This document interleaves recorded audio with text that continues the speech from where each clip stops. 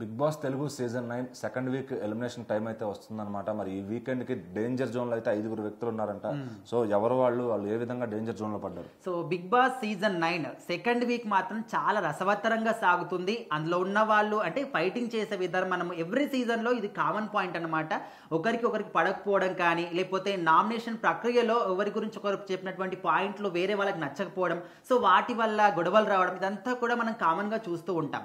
So ఇప్పుడు గత season లో మనం చూస్తూ ఉంటే చాలా పల్చగా సప్పగా కనిపించింది. ఎవరు కూడా అంత కనెక్ట్ కాలేదు, ఎవరు కూడా చూడడానికి ఇంట్రెస్ట్ కూడా చూపించలేదు.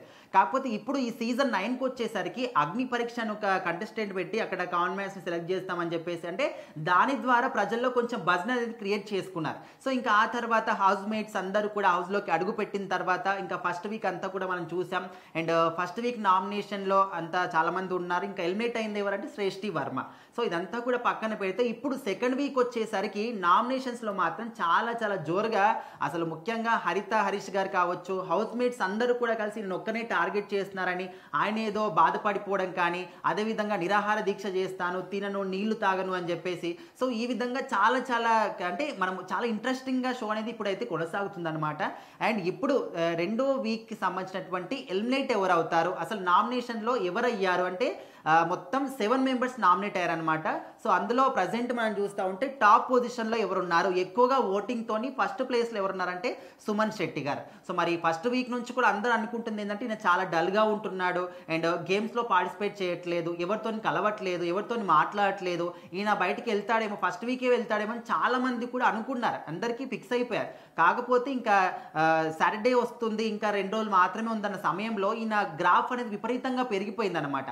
అంటే అప్పట్లో ఆయన చేసినటువంటి యాక్టింగ్ స్కిల్స్ కావచ్చు, కామెడీ రోల్స్ అనేవి చాలా అద్భుతంగా ఉండేవి. అప్పట్లో ఒక బ్రహ్మానందం గారిని కానీ, వేణుమాధవ్ గారిని కానీ మనం ఏ విధంగా గుర్తు చేసుకుంటామో ఈయన పేరు కూడా ఇప్పుడు ఆ విధంగా కొన్ని అంటే ఆయనకు సంబంధించినటువంటి వీడియోస్ కూడా అందరికీ బాగా కనెక్ట్ అవుతూ ఉన్నాయి. అంటే ఏం తెలియదు, చాలా అమాయకుడు అని చెప్పేసి ఒక రూమ్ ఫ్రెషనర్ తోని ఆడుకోవడం, అసలు ఇలాంటి వీడియోస్ అందరికీ కనెక్ట్ అవ్వడం, సో దాని వల్ల ఈయనకు అనేది ఒక గ్రాఫ్ అనేది చాలా విపరీతంగా పెరిగిపోతుంది. సో ఇప్పుడు సెకండ్ వీక్ వచ్చేసరికి కూడా నామినేషన్లో ఉన్నా కూడా ఓటింగ్లో మాత్రం ఆయనే ఫస్ట్ పొజిషన్లో ఉన్నారు. సెకండ్ పొజిషన్లో భరణి గారు ఉన్నారనమాట.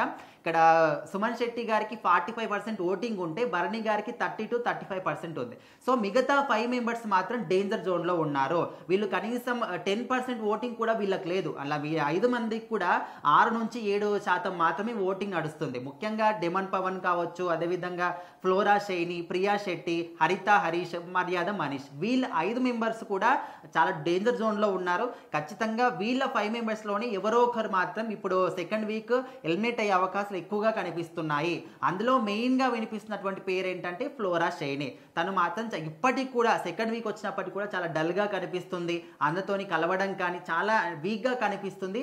ఖచ్చితంగా సెకండ్ వీక్ తనే ఎలిమినేట్ అవుతుందని చెప్పేసి అందరు నమ్ముతున్నారు. అదేవిధంగా నామినేషన్లో కూడా చాలా డేంజర్ జోన్లో ఉన్నారు. మరి చూడాలి ఈ వీక్ వచ్చేసరికి సెకండ్ వీక్లో ఎవరు ఎలిమినేట్ అవుతారంటే ఈ 5 మెంబర్స్ మాత్రం ఖచ్చితంగా డేంజర్ జోన్లో అయితే ఉన్నారు.